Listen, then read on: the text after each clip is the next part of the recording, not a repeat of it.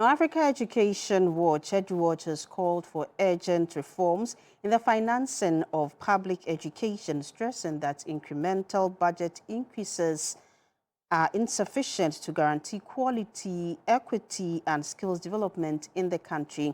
At the 2025 Education Financing Conference in Accra, stakeholders in education assessed the 2026 budget allocation for the sector and said it reflects progress but still falls short of national needs and global benchmarks.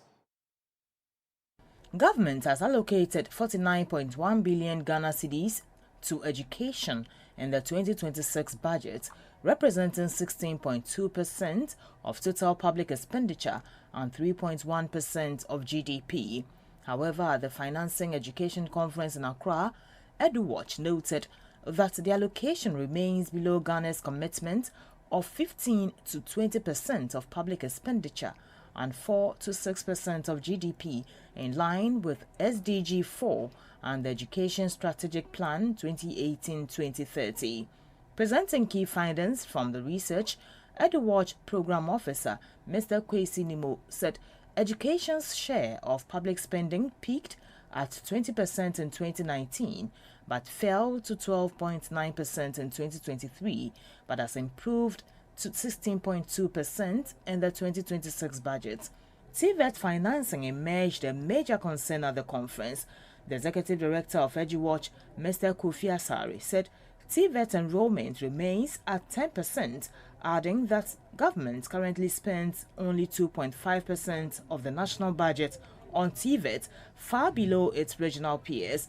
Mr. Asare called for a restructuring of TVET, operationalization of the TVET fund, and the creation of a skills development fund with private sector contributions. The government is providing 33 Ghana cedis every year per person to finance the cost of practicals in our TVET institutions.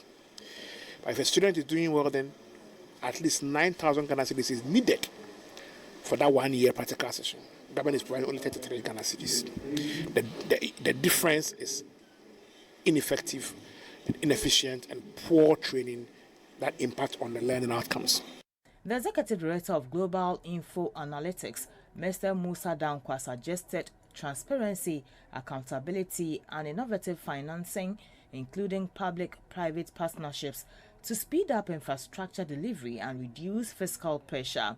Once you identify the projects, it is designed and then tendered for PPP implementation, you can then lower your annual budget requirement for the capital investment.